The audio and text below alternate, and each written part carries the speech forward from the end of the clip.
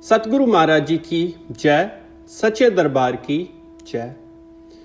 When one is born in this world, our body is very pure. There is no pollution, there are no chemicals, there are no toxins within the body. So the body is very efficient. Everything that we eat, maybe as little as we eat, the body is able to process and extract all the nutrition that it needs in order to grow.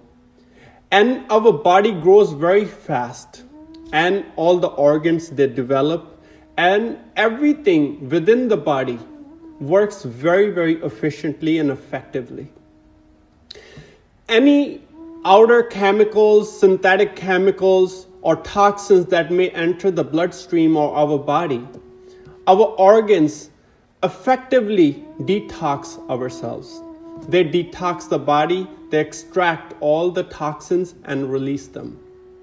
But as we grow older, more and more toxins are put into this body, more and more synthetic chemicals get stored in the body, which our organs are unable to release or detox the body completely. So over time, slowly, those toxins, they build up. Those pollutants, they store up within the body. And with time, as we get older and older, we start to feel not healthy. We're not feeling as strong, or we feeling sluggish, or we are not having that energy that we need in order to live a good and healthy life. When too many toxins are built up, they create blockages, the blood flow, the energy flow, and when the energy is unable to flow freely and there are blockages, then diseases start to develop within the body. In Ayurveda, when they treat somebody's disease, the very first thing that they do is they detox their body. It is called Panchkarma, 5 methods of detoxification, where they do Varechna, where they do Basti, Nasya, etc., where they detox their colon, their bladder, their digestive system, their respiratory system, and they do massages with oils, with herbs. And at a deeper level, at cellular level, at tissue level, they detox all the toxins out, all the synthetic chemicals that are stored up in the body, which are creating blockages and diseases are being developed. They detox them at a deeper level, and when that process occurs, body itself starts to heal. The energy flow, the blood flow, the efficiency of each organ, it enhances, and we cure ourselves.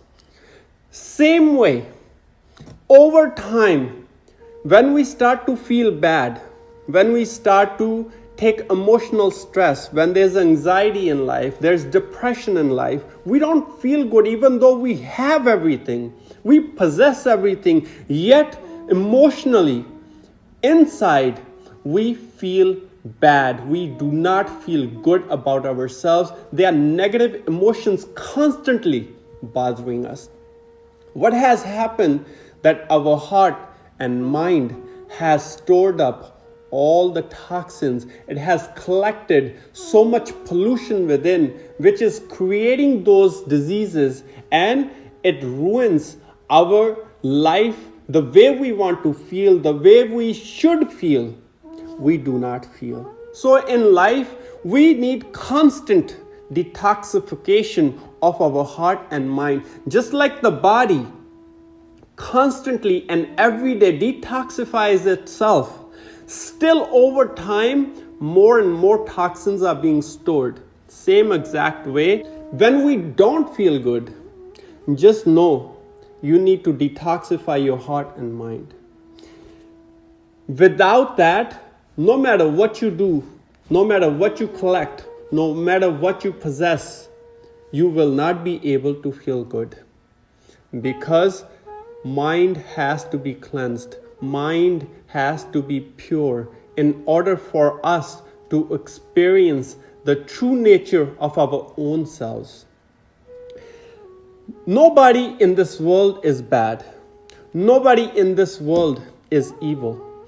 It's only because too much toxins have been stored in their minds, so their intellect, so their wisdom is unable to effectively work, efficiently and correctly able to operate.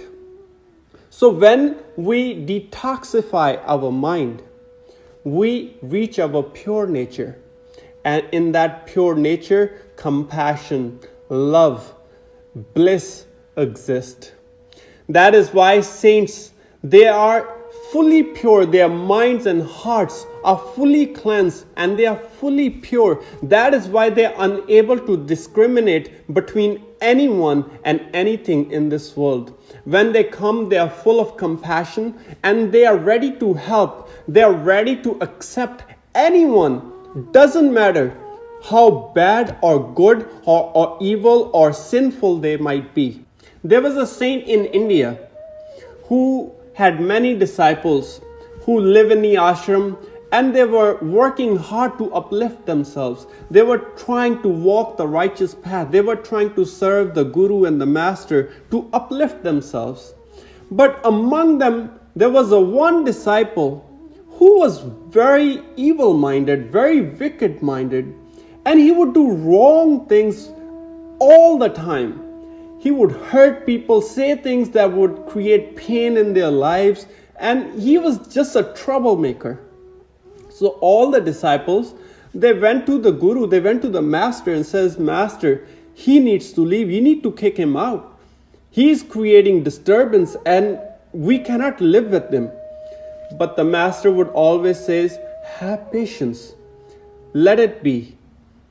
But over time and times they would go and they would complain. But at the end, all of them got together and they went and said, Master, he cannot live here. He's so evil. He's so bad. You have to kick him out.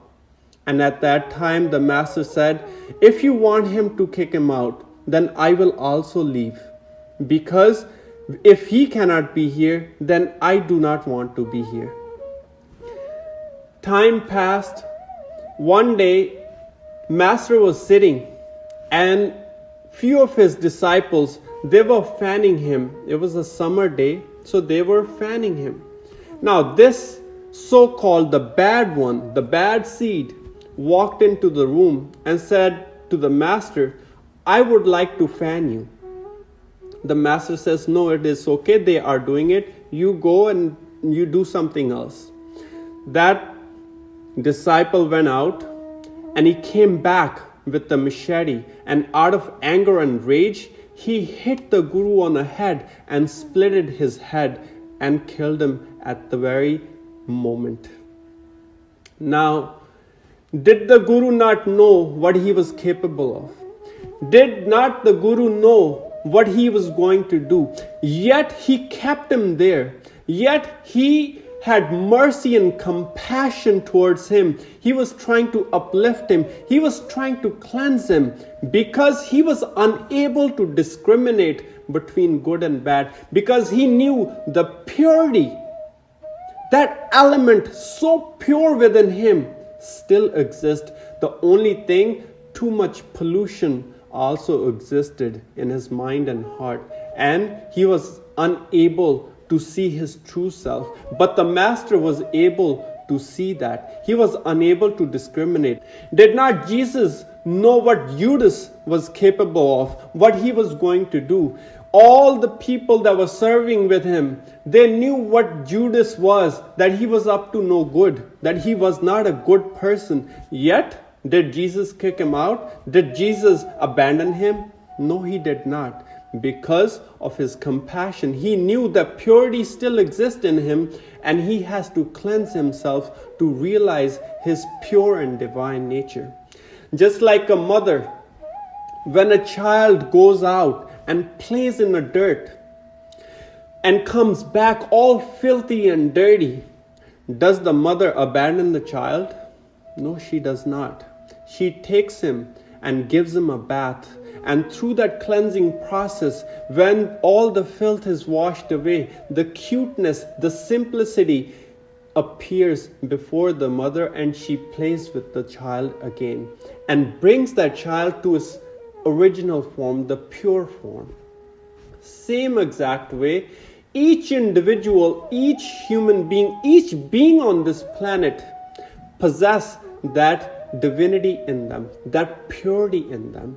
It's just because the mind attaches itself to the filth and to the pollution and the selfishness and collects all the negativity inside, their nature becomes negative. Their actions become negative. But deep down, they do possess that purity. Just like a diamond, if it falls in the mud and you pick it up, it's so filthy, it is so dirty, but that does not lower the value of that diamond. Once you start to clean it, once you start to wash it and take away all the dirt, all the filth and pollution over it, and you clean it out and you cleanse it out, the real diamond appears and shines, and rays emerges from that diamond.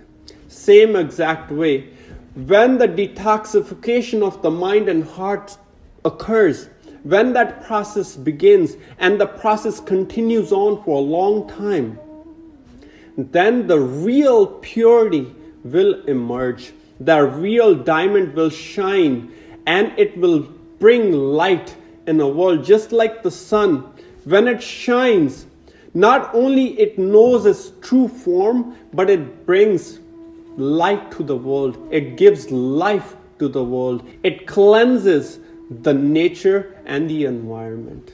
So we need to detoxify our heart and mind. Only then the pure emotions will emerge. Pure emotions will be able to experience that we were born to experience. Otherwise, negativity will take over, the pollution will take over, and it will corrupt our wisdom, it will corrupt our intelligence, it will corrupt our actions, and we will be forced to commit sins, and we will be forced to do wrong things in the world, which will hurt us in the long run. There are many ways through which we can detoxify the mind and the heart. Pranayam is one of the ways. Through breathing exercises, we can cleanse the mind. Listening to discourses, to satsang, it will help. Doing good deeds, doing seva will help. Doing seva of a guru will greatly help. It will bring purity in the heart. It will cleanse the heart and the mind. But all of these will only help the outer layer of the mind.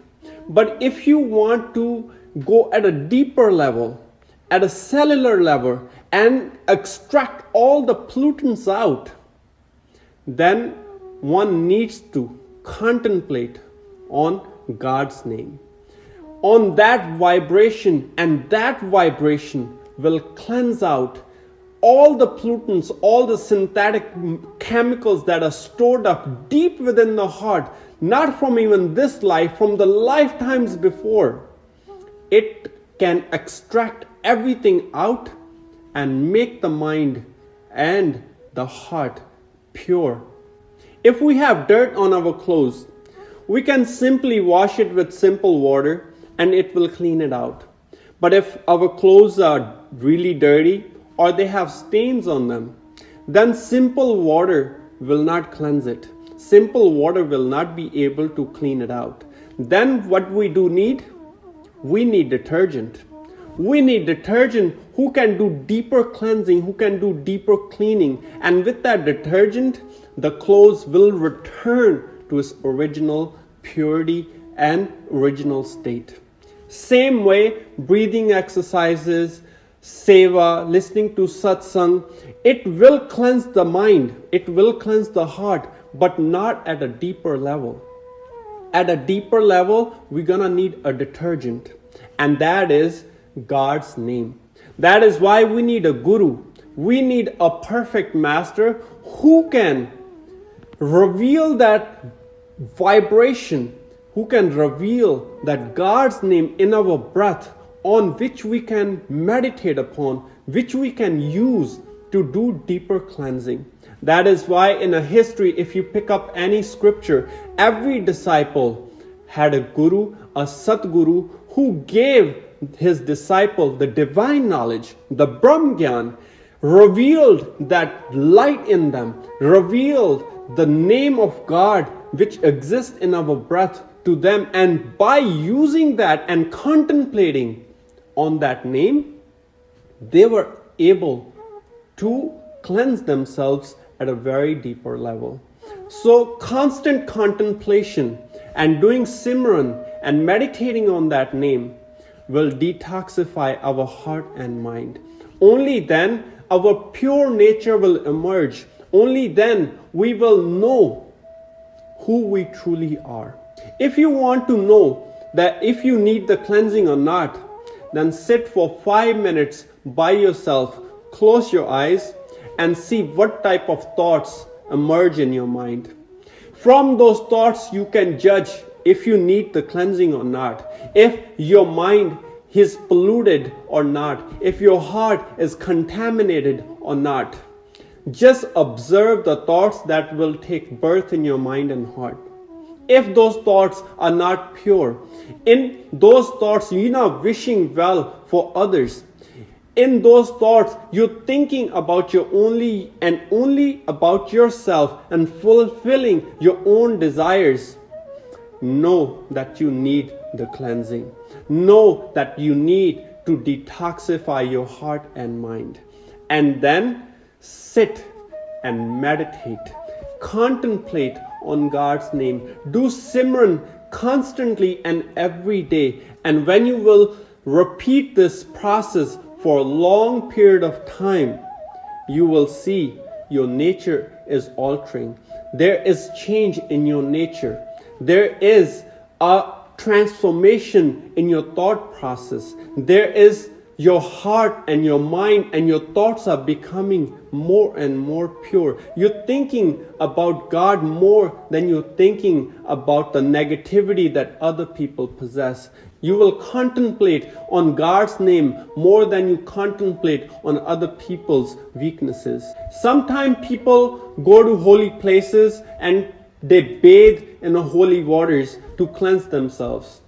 But if you come back and you come back with the same nature, that attracts sins, that attracts negativity, that forces us to do wrong things in life, to deceive people and hurt people, then know that cleansing did not occur at a deeper level. Because when that cleansing, when that detoxification occurs, your nature will change and you will become more divine. Your thoughts will become more divine. So our scriptures say that find a teacher, find a Satguru, find a perfect master, and take that divine knowledge and know the power that you are and the process through which you can detoxify yourself, and then meditate, then follow the guidelines that the Guru will give, then contemplate on the words of the Guru, and you will see that your nature is being altered. And that process has to continue on every day and for a long time. When Lord Krishna came in this world, he lived as a king, he had queens, he did many things in this world. But every day at 4 a.m., he got up, he took a bath, and he meditated. And he was the Lord himself. When he was asked that why he needs to meditate, he said, I have taken a human form, and this needs constant cleansing. So you can imagine living as normal human beings under the attraction of Maya, this illusion, this delusion that we live in. Don't we need cleansing? Don't we need to detoxify ourselves? So dear friends, sit and contemplate and realize that you do need cleansing, and then cleanse every day. Do good deeds, do breathing exercises, do seva, do selfless service, and then sit for meditation. Contemplate on God's name. Do Simran constantly as much as you can, and then the pure nature will emerge, and that diamond will shine, and not only you will know who you are, but others will see your purity and the light that you possess, and it will help others rid their darkness as well. And a time will come when the Guru will tell you that you and God, there is no difference. You have emerged in that divine form, in that divine energy. So dear friends, meditate, carry that positivity, carry that divine energy with yourself all day long when you are living and walking and doing things in the world. And when that light will shine, all the anxiety, all the stress, all the depressions, they will vanish from your mind and heart, and only bliss will exist. In life, people want happiness, but if there is happiness, know that sadness also is on its way to your life. Because if there is happiness, there is sadness, and if there is sadness, there is happiness. So we are not born to be happy. We are not born to experience happiness in life. We were born to experience bliss. But that bliss can only be experienced when the heart and mind are fully cleansed. When the heart and mind is fully pure, only then bliss can be experienced. So my dear friends, set your goals high and try to strive for that experience which can make you one with the divine. So continue meditating and realize your divine nature. And through meditation, you will also know what your master does for you in your life, how much negativity he cuts, how much toxins he's able to release from your heart and mind, and how much compassion he holds for you in your life. Until next time, continue meditating, and God bless.